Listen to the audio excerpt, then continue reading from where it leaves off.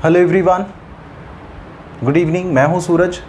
स्वागत है आप सब लोगों का इंग्लिश की क्लास में। और आज हम फिर से जो चैप्टर अपना चल रहा है इंग्लिश ग्रामर के अंदर एडवर्ब का, उसी को कंटिन्यू करेंगे। और इसके अंदर एक बहुत ही खूबसूरत कंसेप्ट है जो आज हम जिसके साथ शुरू करने वाले हैं।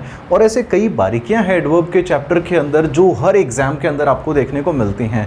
इस चैप्टर की अगर मैं बात करूं एसएससी और बैंक के लिए और ज़्यादा इम्पॉर्टेंट अब से आने वाले टॉपिक आपके होंगे। पीछे जो फोर्स के एग्ज़ाम्स के लिए, जिसके लिए मैंने कहा था एनडीए, सीडीएस, नेवी, एयरफोर्स वाले जो एग्ज़ाम्स थे, वो उनके लिए कुछ इंपॉर्टेंट, एक सबसे बड़ा इंपॉर्टेंट पॉइंट आया था, वहाँ पर हमने वो समझा। इसके अलावा रीट जैसे एग्ज़ाम में अगर मैं बात करूँ, राजस्थान का जो एग्ज़ाम है, स्टेट लेवल के जो एग्ज़ाम्स होते हैं, वहाँ पर भी लिंकिंग डिवाइस के नाम से कुछ चीज़ें आपको एग्ज़ाम में पूछी जाती हैं। वहाँ से लेकर भी हमने वो चीज़ सीखी थी।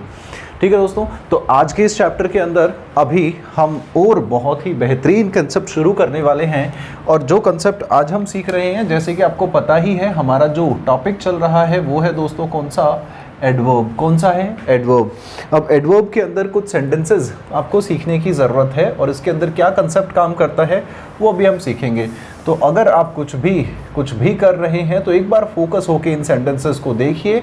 यकीन मानिए एग्ज़ाम में आने वाला कोई भी क्वेश्चन आपका अटकेगा नहीं और बहुत मच अवेटेड पार्ट है, एक तरह से मान सकते हैं आप। ठीक है, शायद बहुत से लोग जो पहले पढ़ चुके हैं उनको भी हल्का सा अगर कन्फ्यूज़न रहा हो तो वो भी यहाँ पे आज आपका क्लियर हो जाने वाला है। तो चलो शुरू करते हैं विदाउट एनी डिले एक्चुअली। जो कंसेप्ट अभी हम सीखने वाले हैं उसके लेकर कुछ सेंटेंसेस मैं आपके सामने लिख रहा हूँ। ठीक है दोस्तों, तो चलो शुरू करते हैं।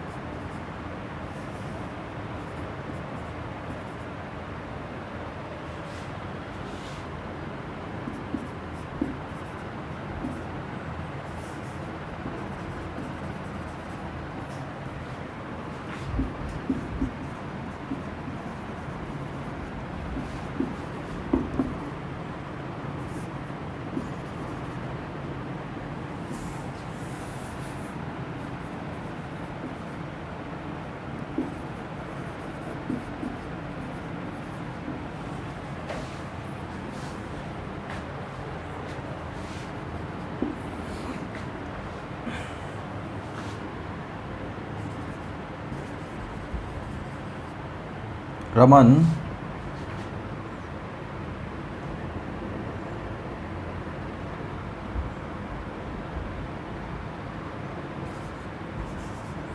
has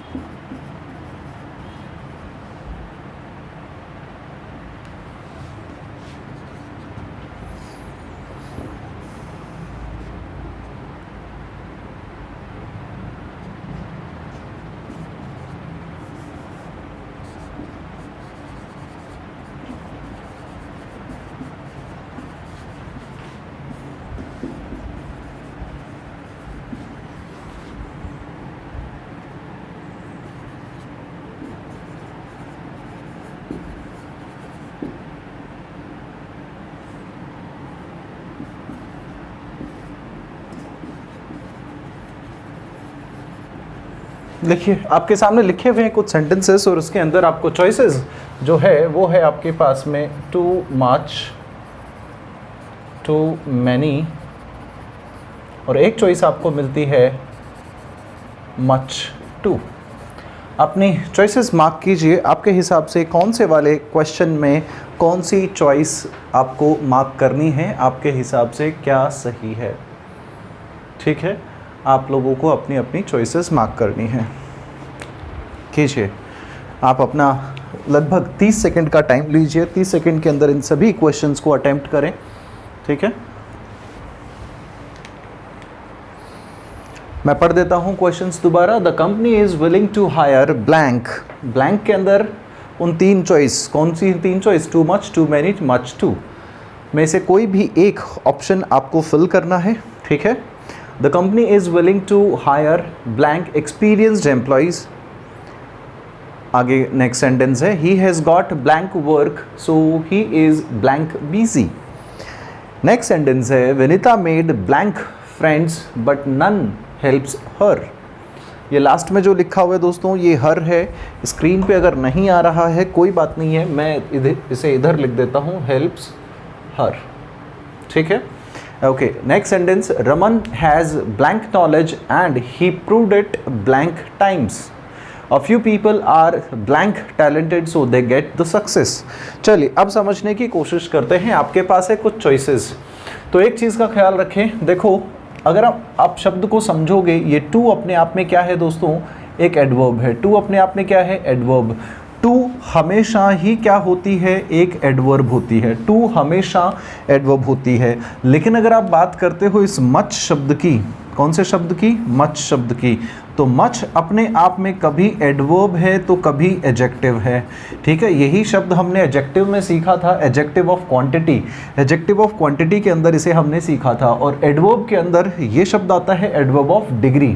तो ये यानी कि एडवर्ब भी बन सकता है और एडजेक्टिव भी बन सकता है, लेकिन टू सिर्फ और सिर्फ क्या रहता है? एडवर्ब रहता है। ठीक है, तो अब पहले मैं आपको समझाता हूँ बेसिक कंसेप्ट और फिर समझेंगे इसको डीप से। मैंने लिखा हुआ है टू मच, तो देखो टू मच, मच हमेशा अनकाउंटेबल चीज़ों के साथ आता है। किसके साथ आता है? अनकाउंटेबल चीज़ें। अनकाउंटेबल चीज़ें जो होती हैं वो हमेशा ही अपने आप में क्या होती हैं? सिंगुलर होती हैं, इसको बताने की ज़रूरत नहीं। तो ये नो डाउट, ये देखो, आप कहोगे सर हम तो एडवर्ब सीख रहे हैं। अरे बिल्कुल ठीक है, ये क्या है अपने आप में? नाउन। नाउन को क्वालिफाई करने के लिए यहाँ पर ये किस तरह से फंक्शन कर रहा है? एडजेक्टिव। और इस एडजेक्टिव की डिग्री बताने के लिए ये टू शब्द, यानी कि एडजेक्टिव को क्वालिफाई करने वाला शब्द अपने आप में क्या हुआ? एडवर्ब। टू हमेशा क्या होता है? एडवर्ब। यहाँ पे एडवर्ब बना। मच एडजेक्टिव हो सकता है, बिल्कुल हो सकता है, यहाँ पे एडजेक्टिव का फंक्शन है। ठीक है, अगर मैं बात करूँ टू मैनी, तो मैनी बात करता है एडजेक्टिव, ये एडजेक्टिव भी होता है, और ये एडवर्ब एडवर्ब नहीं हो सकता, सॉरी, ये सिर्फ और सिर्फ क्या होगा? ये एडजेक्टिव होगा।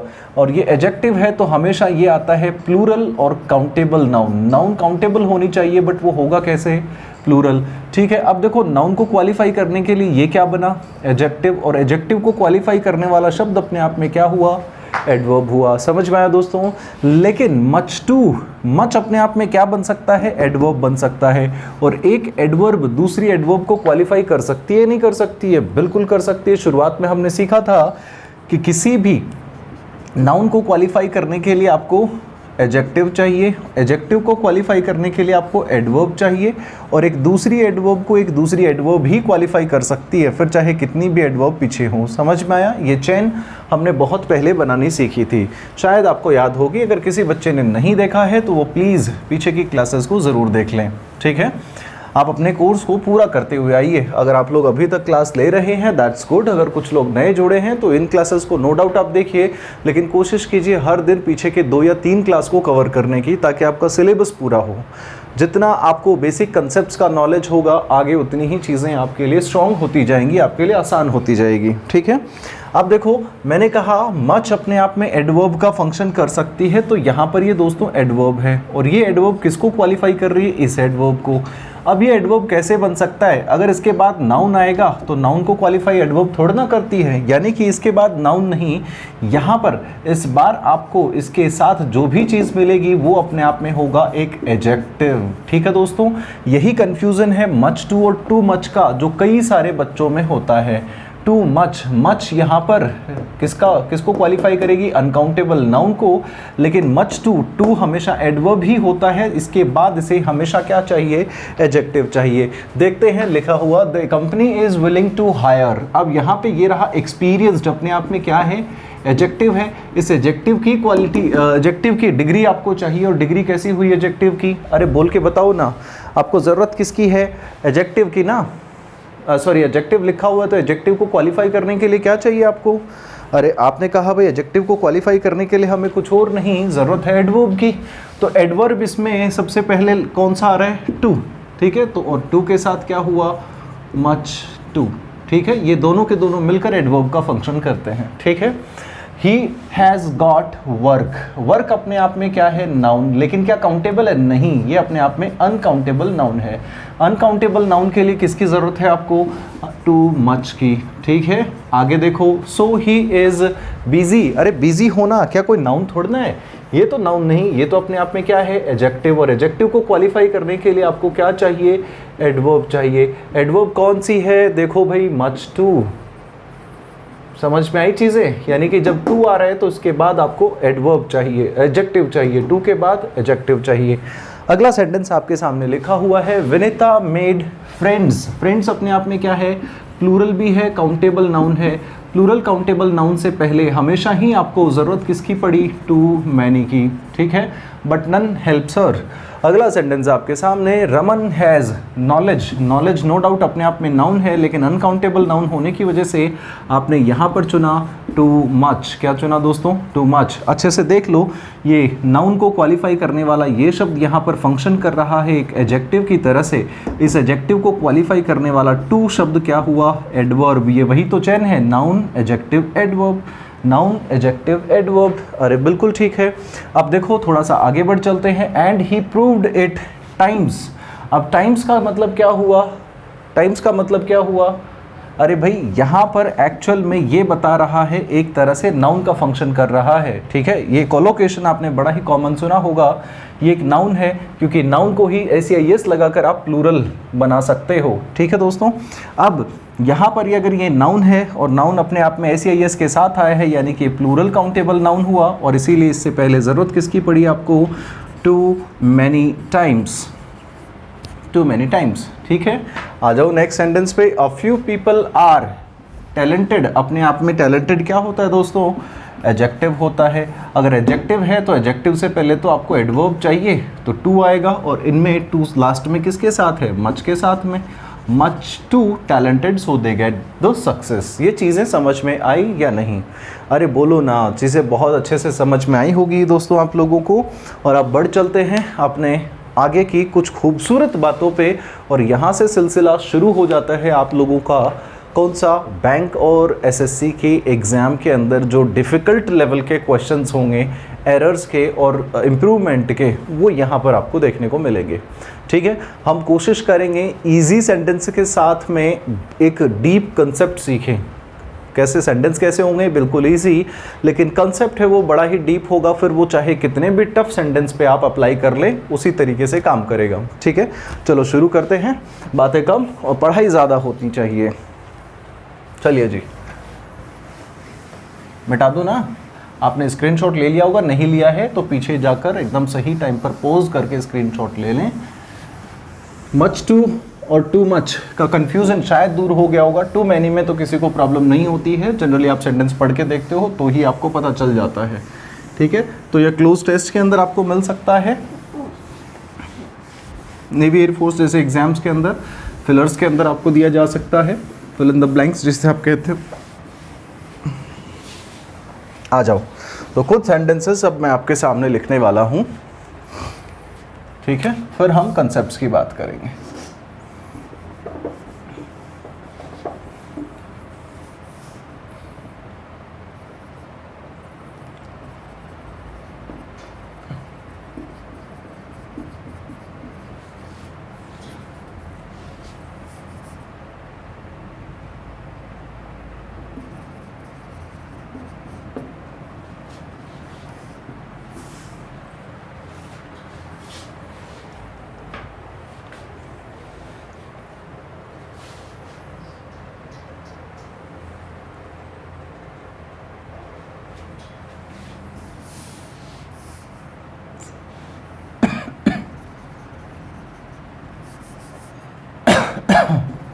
To him. चलिए अब आ जाओ नेक्स्ट सेंटेंस पे।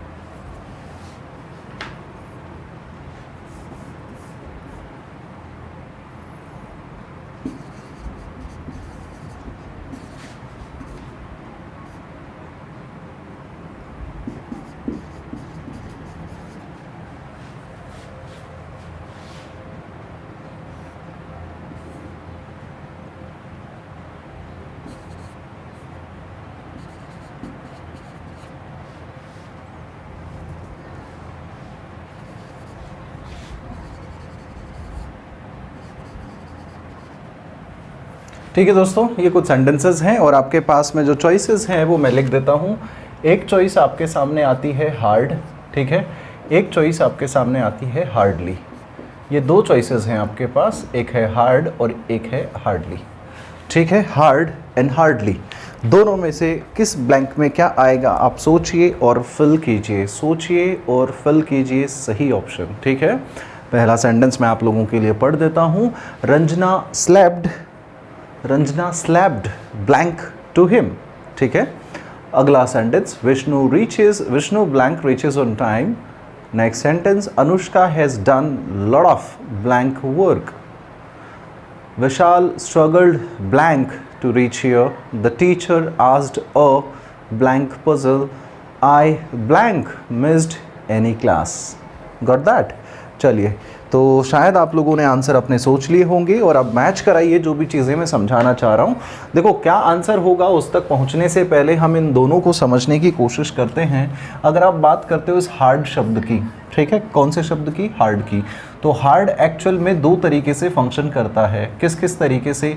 यही शब्द अपने आप में क्या है दोस्तों? एडजेक्टिव है। क्या है? एडजेक्टिव। यही शब्द अपने आप में क्या है? एक एडवर्ब है। यही शब्द अपने आप में एडजेक्टिव है, यही शब्द अपने आप में एडवर्ब है। इस चीज़ का ख्याल रखें। अगर मैं कहना चाह रहा हूँ हार्ड शब्द अपने आप में एडजेक्टिव है, ये एडजेक्टिव तब होता है जब भी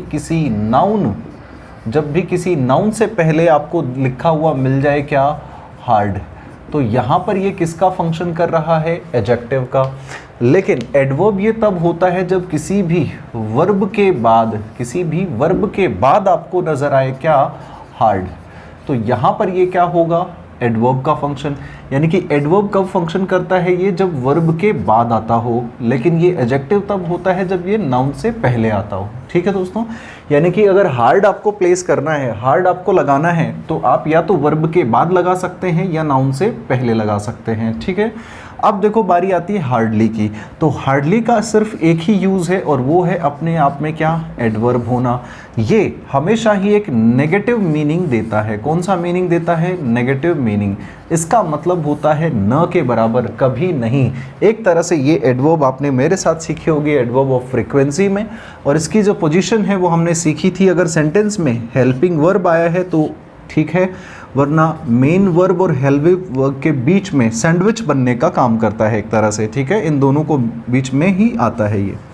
यहाँ पर आपको देखने को नज़र आता है क्या, हार्डली। समझ में आया दोस्तों, मेन वर्ब और हेल्पिंग वर्ब के बीच में आपको क्या नज़र आएगा, हार्डली। और इन केस अगर हेल्पिंग वर्ब नहीं तो कोई बात नहीं, मेन वर्ब से पहले ही ये यूज़ होगा हार्डली। और ये सेंटेंस के मीनिंग को कैसा क्रिएट करता है, नेगेटिव। अब देखो सेंटेंस नंबर ये 7-6 जो भी है लिखा हुआ है आपके सामने, ठीक है।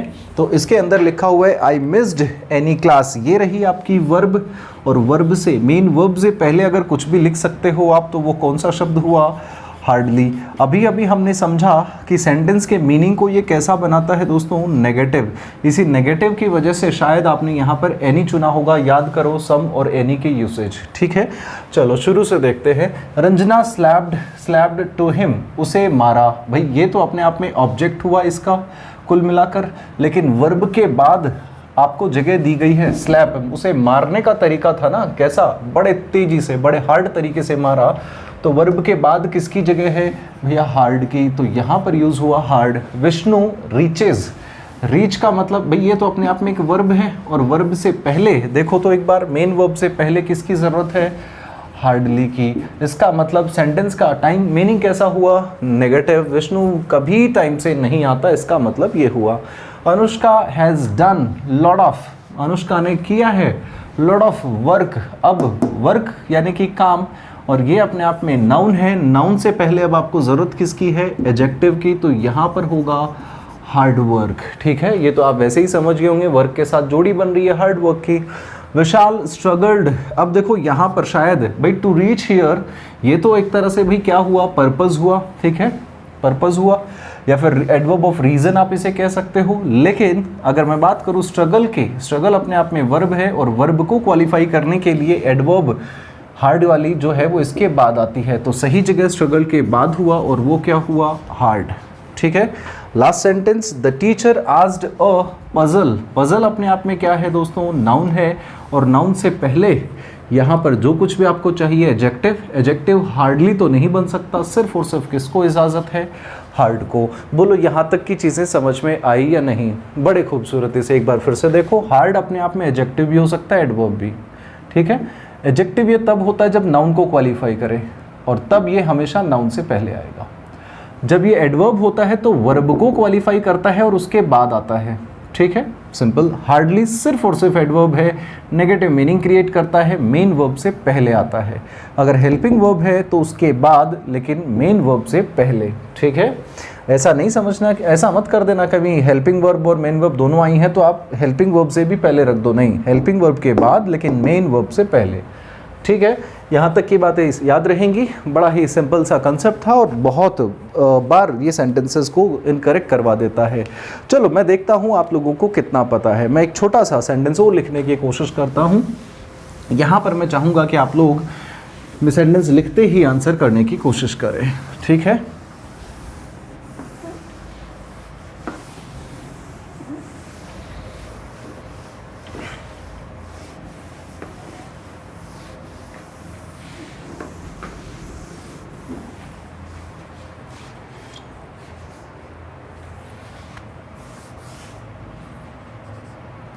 ओके, यहाँ लिखता हूँ।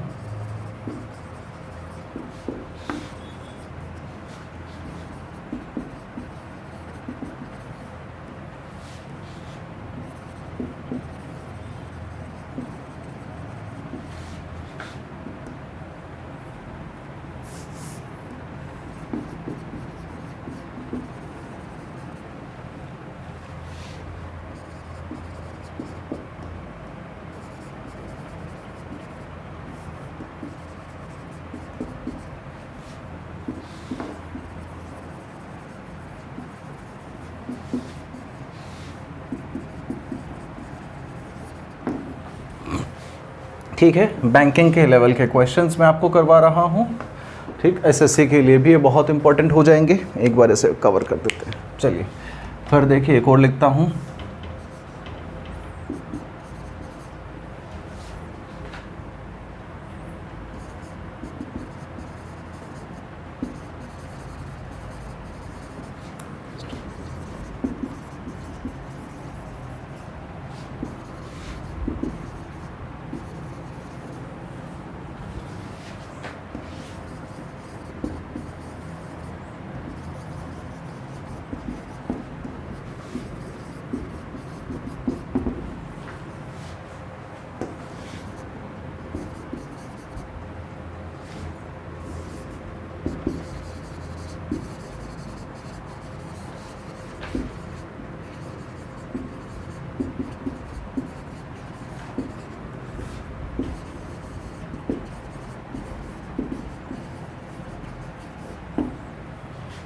देखिए, आपके सामने कुछ सेंटेंसेस हैं और सेंटेंसेस देखकर आपको आसानी से ही समझ में आ गया होगा जिन शब्दों को मैं खेल रहा हूँ यहाँ पर आप लोगों के सामने लिखे हैं वो शायद ये डायरेक्ट और डायरेक्टली हैं। 3 सेंटेंसेस हैं आपके सामने और 3 में आपको बताना है क्या इम्प्रूवमेंट होगा, क्या सही है, क्या गलत है। ठीक है, और चलो मैं आपके सामने, आपको वैसे पता ही लग गया है, पता तो आपको लग ही गया शब्दों का। ठीक है, कौन सा सही है यूज़, कौन सा गलत है, लेकिन शायद जनरली आप इसी तरह से बोलते हो। और क्या ये सही है या अगर गलत है तो सही क्या है, चलिए जांच पड़ताल करते हैं थोड़ी सी। आपको सामने जो चॉइसेस आ रही हैं दोस्तों, वो एक आ रही है इस डायरेक्ट शब्द की और एक आ रही है कौन से शब्द की, डायरेक्टली की। ये 2 शब्द आपको दिए जा रहे हैं। ठीक है दोस्तों, एक तो आ रही है डायरेक्ट शब्द की, एक आ रही है डायरेक्टली की। डायरेक्ट शब्द की अगर मैं बात करूँ तो ये शब्द अपने आप में एडजेक्टिव भी है और यही शब्द अपने आप में क्या है, एडवर्ब है। समझ में आ रहा है, यही शब्द अपने आप में एडजेक्टिव है, यही शब्द अपने आप में एडवर्ब है।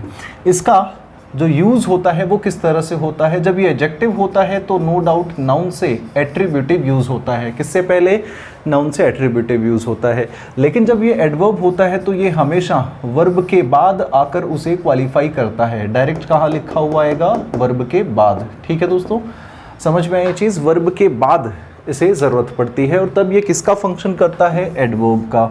अब आ जाओ डायरेक्टली पे। डायरेक्ट का मतलब जो है ये अपने मीनिंग के साथ ही रहता है। क्या रहता है इसका मीनिंग, सीधा। लेकिन जब इसमें आपने डायरेक्टली लगाया, ये शब्द पहले से अपने आप में भी एडवर्ब है, फिर भी आपने ly लगाया, तो यहाँ पर इसके मीनिंग में थोड़ा सा चेंज आता है और यहाँ पर इसका जो मीनिंग बन जाता है वो बन जाता है तुरंत। क्या बन जाता है दोस्तों, तुरंत, या फिर इमीडिएटली आप कह सकते हो। इमीडिएटली या फिर लाइक ऑन द स्पॉट, तुरंत कोई भी काम होने वाला है, ऐसे मीनिंग को क्रिएट करता है कौन, डायरेक्टली। डायरेक्टली शब्द सिर्फ और सिर्फ अपने आप में कैसे फंक्शन करता है दोस्तों, एक एडवर्ब की तरह से। और जब ये फंक्शन करता है तो हमेशा वर्ब से पहले आकर फंक्शन करता है। किससे पहले आएगा, वर्ब से पहले। ठीक है दोस्तों, अब देखो यहाँ पर यू कांट गो। अब यहाँ पर आप मुझे बताओ, तुरंत का मतलब है या फिर सीधा, तुरंत का मतलब है या फिर सीधा आप घर नहीं जा सकते। यानी कि आप मान लो कि भाई यहाँ से निकले हैं, ठीक है, और यहाँ से ये रहा आपका घर, तो मैं कह रहा हूँ कि आप सीधा घर नहीं जा सकते या फिर आप तुरंत घर नहीं जा सकते। भाई तुरंत इसमें क्या है, तुरंत मतलब तो यहाँ से छोड़ने में आपको टाइम लगेगा, लेकिन सेंटेंस के मीनिंग से पता लग रहा है कि आप यहाँ डायरेक्ट न जाकर बीच में कोई भी एक स्टॉपेज लेंगे और उसमें 15 डेज रुकेंगे, यानी कि इसके बाद आप जाएंगे अपने घर पे। तो आप सीधा नहीं जा सकते, बीच में आपको दूसरी जगह जाना पड़ेगा। तो बात यहाँ पर सीधे की हो रही है और एडवर्ब की आपको ज़रूरत है, क्योंकि ये रहा आपका सामने क्या, वर्ब को क्वालिफाई करने के लिए। तो इस ly को हटाया जाए, सही क्या होगा, you can't go direct to your home. इस चीज़ को समझिए। बहुत से लोग बोलते हैं स्पीक डायरेक्टली टू मी, है ना, speak to me directly, you can contact me directly. अरे भी गलत है, डायरेक्टली का मतलब क्या हो जाएगा, तुरंत, अभी कॉन्टैक्ट कर लो। आप ये नहीं कहना चाह रहे हैं। यहाँ पर उस वक्त हमें जो कहना होता है वो ये कि आप सीधा मुझसे संपर्क कर सकते हैं। तो सीधा, उस सीधे के लिए ज़रूरत किसकी है दोस्तों, उसके लिए ज़रूरत है डायरेक्ट की, ना कि डायरेक्टली की। और ये एसएससी में तो बहुत ही ज़्यादा एक तरह से पूछा जाने वाला सवाल है, काफ़ी बार दिया गया है ऐसे सवाल। अगले सेंटेंसेस को देखते हैं। अरे भाई ये द नहीं है, दे है, ठीक है। They direct reached on the conclusion and decided what to do next. वो तुरंत क्या हो गए, वो भाई सीधा निष्कर्ष पे पहुंच गए और उन्होंने तय कर लिया कि आगे क्या करना है। तो यहाँ पर सीधा मतलब कहाँ से, हमारे पास कोई आइडिया नहीं है। कुल मिलाकर वर्ब से पहले आपको एडवर्ब चाहिए, तो इसका मतलब कहीं ना कहीं तुरंत इस वर्ब के ऊपर फोकस, तुरंत पहुंच गए वो हो रहा है। तो इसके लिए आपको ज़रूरत किसकी है, डायरेक्टली की। वर्ब से पहले डायरेक्टली, वर्ब के बाद डायरेक्ट। ठीक है दोस्तों, अगर वर्ब के बाद डायरेक्टली लिखा हुआ है तो समझिए उस डायरेक्टली की जगह क्या पीछे है या फिर बाद में है, अगर इंप्रूवमेंट के सेंटेंसेस हैं। बट मीनिंग आपको समझ आ गया होगा, इसका मतलब बनेगा तुरंत और इसका मतलब बनेगा जो कि एक्चुअल मीनिंग है डायरेक्ट, सीधा। ठीक है, how dare you to enter in my office directly, तुम्हारी हिम्मत कैसे हुई सीधा मेरे ऑफिस आने की। अरे भाई, अब भाई सीधा तुरंत मेरे ऑफिस आने से कोई बात नहीं है भाई, तुरंत आओ चाहे लेट आओ, बात किसकी है, सीधा आने की। भाई वो कहना चाह रहा है ऐसा करने से पहले दूसरे काम भी करने थे, डायरेक्ट ये काम नहीं करना था। ठीक है, पूछना चाहिए था, इसीलिए एलवाई यहाँ से हटाया जाए। और अब सही क्या हुआ दोस्तों, अब पढ़ के सुनाओ, how dare you to enter in my office. अरे इसमें एक और एरर है दोस्तों, एक छोटी सी ग्रामेटिकल एरर है, क्या आप वो पहचान पा रहे हो, बताओ ना। इसमें एक और ग्रामेटिकल एरर है। हाँ, कभी भी एंटर शब्द जो है, एंटर का मतलब ही होता है गो इन। क्या होता है, गो इन या कम इन। इसमें अपने आप में ही इनबिल्ट इन होती है, तो इसके साथ प्रेपोजिशन इन की ज़रूरत नहीं। How dare you to enter my office, directly की बजाय आपने किया डायरेक्ट। ठीक है, यहाँ तक की चीज़ें समझ में आई आपको, वो तकाजे में लिखते लिखते लिखा गया, कोई बात नहीं है। तो ठीक है, अब देखो आपको एक और बहुत ही खूबसूरत शब्द बताता हूँ, फिर उसके बाद इसमें बचे हुए जो कंसेप्ट्स हैं वो हम कल पूरा करेंगे और देखते हैं, अगर कल ये ओवर हो सका तो बहुत अच्छी बात है, अदरवाइज़ एक क्लास और ली जा सकती है। बट इस बार यकीन मानिए आपके जो प्रैक्टिस क्वेश्चंस होंगे वो बड़े ही खूबसूरत होंगे, और बैंकिंग के एग्ज़ाम्स के लिए और एसएससी के लिए तो आप मान के चलिए बड़े टफ होने वाले हैं। देखते हैं, एक चैलेंज लेते हैं, कौन सबसे ज़्यादा स्कोर कर पाता है, किसके सबसे ज़्यादा सही होते हैं। आपके सामने क्लास आएगी, ठीक है।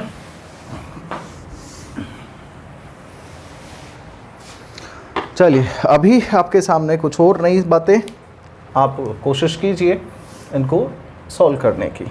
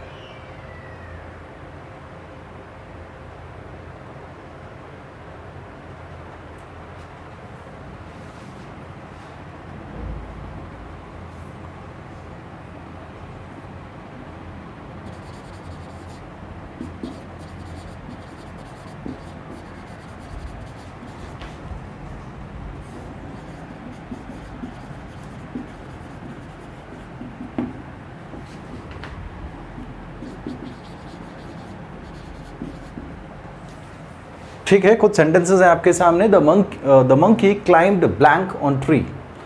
Next sentence, the lady is blank educated. चलो मैं आपको पहले शब्द दे देता हूँ। एक शब्द है आपके पास हाई और दूसरा शब्द है हाईली।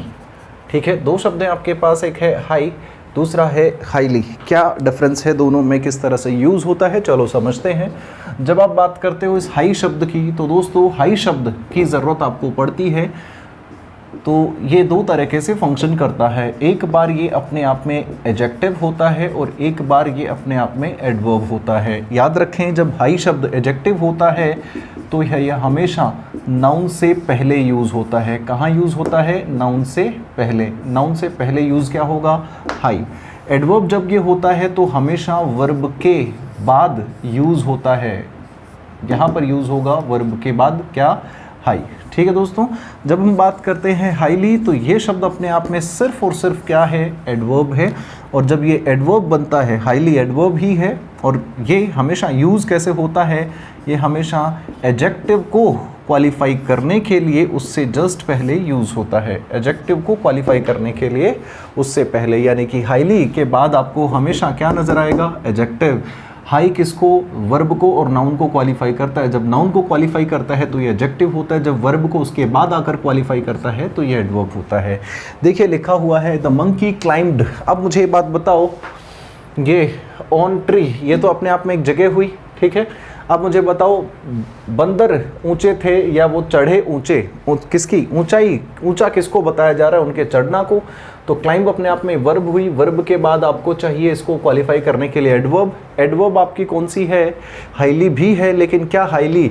तो हाईली तो एडजेक्टिव को क्वालिफाई कर रही है, लेकिन वर्ब को क्वालिफाई करने के लिए आपको जो चाहिए वो एडवर्ब कौन सी हुई? हाई। ठीक है, अगला सेंटेंस देखो, द लेडी इज ब्लैंक। अब लेडी इज तो हाईली है नहीं, एजुकेटेड हाईली हो सकती है। एजुकेटेड अपने आप में किसका फंक्शन कर रहा है? एडजेक्टिव का। याद करो, हमने एक चीज़ सीखी थी कि वर्ब की आईएनजी फॉर्म, प्रेजेंट पार्टिसिपल, और वर्ब के थर्ड फॉर्म पास्ट पार्टिसिपल, दोनों पार्टिसिपल्स का फंक्शन करती हैं। पार्टिसिपल्स हम उन्हीं को कहते हैं जो वर्ब एडजेक्टिव का काम करें। ठीक है दोस्तों, तो ये जब एडजेक्टिव का फंक्शन करते हैं तो ये पार्टिसिपल्स। यहाँ पर ये वर्ब की थर्ड फॉर्म क्या बन रही है? एडजेक्टिव ही तो बन रही है। एडजेक्टिव को क्वालिफाई करने के लिए आपको हाई नहीं, ज़रूरत किसकी है? हाईली की। तो सही सेंटेंस हुआ the lady is highly educated. Next sentence is this box is flammable. देखो, फ्लेमेबल का मतलब होता है ज्वलनशील। शब्द ही अपने आप में ही एडजेक्टिव है। अगर एडजेक्टिव है तो जाहिर सी बात है इससे पहले भी आपको क्या चाहिए? हाईली। ठीक है, next sentence, simple living and high. Very nice. देखो यहाँ पर ये थिंकिंग अपने आप में कोई एडजेक्टिव तो नहीं, ये एडजेक्टिव तो नहीं। याद रखो, जब कभी भी आप simple living and high thinking, यहाँ पर ये थिंकिंग नाउन का फंक्शन कर रही है, और नाउन को क्वालिफाई करने के लिए यहाँ पर अब आपको ज़रूरत किसकी है? एडजेक्टिव की है। तो ये हाई यहाँ पर एडजेक्टिव का फंक्शन कर रहा है। ये तो फ्रेज भी है वैसी की वैसी, simple living and high thinking, यानी कि सादा जीवन उच्च विचार। Was the ideology of Mahatma Gandhi. Next sentence, you must not consume sweetened drinks. ठीक है, स्वीटेंड ड्रिंक्स। अब देखो, यू मस्ट नॉट कंज्यूम, बात हो रही है ड्रिंक्स, स्वीटेंड। अब देखो, ड्रिंक ज़्यादा होनी चाहिए, ड्रिंक हाईली होनी चाहिए, या वो मीठी ज़्यादा होनी चाहिए, मीठी हाईली। जाहिर सी बात है स्वीटेंड। स्वीट अपने आप में क्या है भाई? एडजेक्टिव है, और को वर्ब बनाया। ठीक है, वर्ब बनाकर फिर से इसका थर्ड फॉर्म बनाकर इसे एडजेक्टिव ही बना दिया। प्रेजेंट पास्ट पार्टिसिपल का इसे क्या बना दिया? एडजेक्टिव बना दिया। और एडजेक्टिव को क्वालिफाई करने के लिए आपको फिर से किसकी ज़रूरत पड़ी? हाईली स्वीटेंड ड्रिंक्स, मतलब बहुत ज़्यादा मीठी drinks. My parents have expectation अपने आप में क्या हुआ? नाउन, चाहे सिंगुलर हो प्लूरल हो कोई फ़र्क नहीं पड़ता। इसको क्वालिफाई करने के लिए तो आपको एडजेक्टिव ही चाहिए, और एडजेक्टिव चाहिए तो भैया एडजेक्टिव के लिए तो आपके पास कौन सी फॉर्म है? हाई। ठीक है, और बाकी की बातें अपने आप में ठीक है। तो उम्मीद कर रहा हूँ कि आज जो चीज़ें आपने सीखी हैं, ऐसे ही एडवर्ब का जो सही फंक्शन है, कौन सा रूप एडवर्ब का कैसे फंक्शन करता है, कौन सा रूप एडवर्ब का किस जगह पर आकर फंक्शन करता है, इन्हीं चीज़ों के बारे में हम कल की क्लास में भी सीखने वाले हैं। बस आप लोग हर दिन क्लास को देखें, बचे हुए टाइम में पीछे की क्लासेस को ज़रूर रिवाइज करें। ठीक है, so it was guys a very wonderful session and I always love I always love to meet you all, right? It gives me a lot of pleasure. But sometimes what happens, you know, everybody is a creature, and like I think like I must say, everyone is a social creature actually, and sometimes we have to do so many social things as well. We have to go somewhere, we have to meet our friends, we have to do our like family duties. I do know you might say now that during this lockdown period nobody is allowed to go outside, and there are nothing like social activities, but still there are some work that we have to do. And apart from that, yes, sometimes I can get some urgent work as well. So in that condition I have to go, and I missed your 2 or 3 classes. Sorry for that, I'm extremely sorry for that. If you guys kept waiting, then I'm thankful to you all actually. I would keep working. I would keep working for you guys always, and I have promised you to upload all the lectures related to English grammar, related to vocabulary. Soon we'll start reading comprehension as well, right? So don't worry for that. But what I want to say, I just want to tell you one thing. I'm always concerned about you. I'm always like working hard to bring something new to you. And I hope if you I can promise you, if you cover all the grammar lectures, all the vocabulary lectures, then you can clear any exam, you can crack any exam actually, right? So just keep reading, keep watching the videos, and just to support me, you can do only one thing: share the channel, share the video with everyone you know, ask them to subscribe my channel, right guys? Okay guys, it was wonderful meet you all, and have a good day. Thank you very much.